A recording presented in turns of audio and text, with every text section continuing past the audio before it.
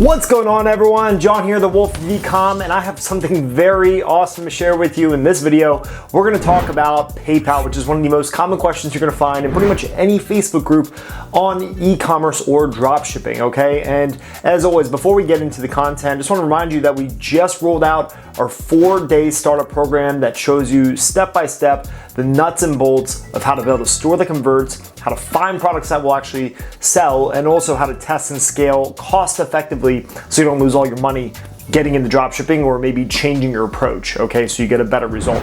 Make sure to check that out, link in the description, and a big discount, not what you're gonna pay for working with some guru out there or one of these overpriced courses floating around the internet, all right? Anyways, let's go ahead and hop into the topic of today, okay, and that is PayPal, right? So PayPal is gonna be one of the common challenges that pretty much everyone in e-commerce or dropshipping is gonna run into. It doesn't matter if you're running a brand where you're doing same-day shipping out of your house. It doesn't matter if you're drop shipping out of China and taking months for some crazy reason to get your products into your customers' hands. You are absolutely gonna run into this challenge at some point, okay? And initially, you're gonna find that you have all your money held and locked up, okay? So I have a couple tips around that. Real simple, the main thing that you just have to remember is to take out your money on a regular basis. You know, so sometimes there is a fee for that, right? So I think they took it away as soon as COVID hit. But what I recommend you do, especially if you're scaling, you're doing a couple $1,000s a day in sales that hit your PayPal account, once a day, pay that small, maybe like $10 fee or whatever it is, and have all your money pulled out of there. Because unless you're in an amazing cash position, you're not gonna wanna float your inventory on a credit card and you know, in addition to your ad spend, right? Well, you have a bunch of money locked up for 60, 90 days, or maybe even 6 months, right? Which is what happened to me. So that's my initial tips if you choose to run with PayPal, just as a general tip, okay? So pull money out regularly if you're scaling, right? And usually when you do start scaling and when you see an increase in your sales volume, that's when you actually start running into challenges with PayPal, okay? So these are solvable, right? So you can work through these. In my opinion, just before we start, I would rather just not run with PayPal. I'd rather just have them not hold my money. Just my opinion. Does it hurt you in some ways? Absolutely, but I believe the benefit of having cash basically next business day deposited is way more valuable than having a slightly larger margin, but having your money held up for 6 months. So that's the very, very first thing I want to say is you can be successful without PayPal. I do, you know, multiple 6-figure months pretty consistently, and even through COVID, right? And what I found is that whole time it's been without using PayPal. So that in itself, you know, I can maintain a 10 to 20% margin when I have a good product on a day-to-day basis, sometimes a little more than that, depending on the product. And why I say that is because, you know, a lot of people believe that Facebook optimizes for PayPal purchasers, and whether or not that's true, the simple fact that I'm getting great results, I'm seeing 2 ROAS on like a low ticket product, right? Obviously those numbers change depending on your product price point, your cost of goods, but point is I can maintain a healthy margin even without PayPal, okay? So take that idea, take that thought, because that's usually what people jump to. The conclusion they jump to is that no PayPal equals no success, right? And that's simply not true. All right, now one thing I do have to warn you of, I used to actually do more selling worldwide. I used to get amazing results worldwide, typically more profitable. Something worked in the US, it'd be twice as easy to get the thing to sell at a bigger margin outside the US if I hit countries like Brazil, like Mexico, some European countries, even like Chile, a couple random countries, right? And I found that I pulled back completely on using PayPal, on targeting those countries, basically outside the US, when I lost my PayPal initially.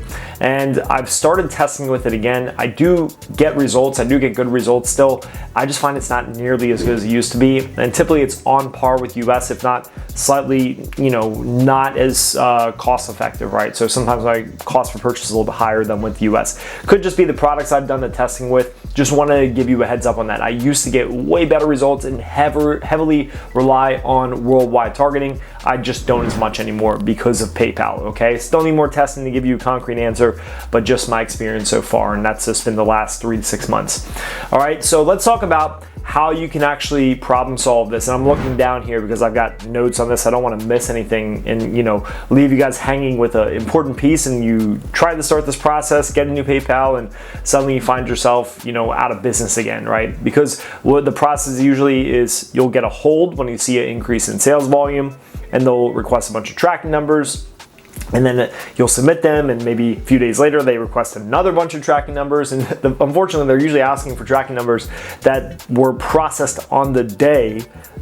like let's say 10 orders just came in today. They're asking for those freaking tracking numbers. So you go and you scramble to get your tracking numbers. You get them the next day, next 3 to 5 days, whatever, depending how you're doing fulfillment. And then they're already asking for another batch. So it's a very tedious and annoying process. Okay, so that's like usually the first couple waves of the PayPal issues, and then eventually they just shut you down. They'll release the hold, and then suddenly you'll go back in the hold again, and this cycle happens a couple times, and then out of nowhere they just stop doing business with you, right? So it is what it is. Most people will go through this to some extent, okay? So if you do get into that situation and you choose to run with PayPal, which I do not recommend, but if you make that choice, it's totally yours. There are benefits like I talked about. So here's what I would recommend you do, okay? So first you need to create a new EIN, right? Very simple. You can do that online. Like I live in Virginia, and I could literally have a new EIN number right away, okay? Second thing, within maybe an hour, okay? Second thing is that you'll need to take that and go open a new bank account. You basically want to run clean. A little trick you could do too, you could also open a second account under your main account, okay?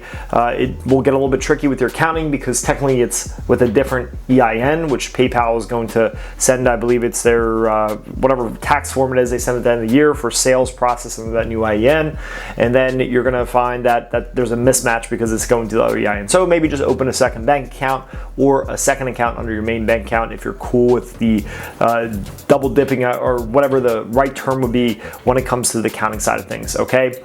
So once you have that, you will definitely need a new URL, probably just to be safe. I don't know if this actually makes a difference. The main thing is going to definitely be your EIN and your bank account. You do not want those linked. And it's also probably a good idea to use another computer or just go incognito mode, right? So I don't use PayPal at all anymore.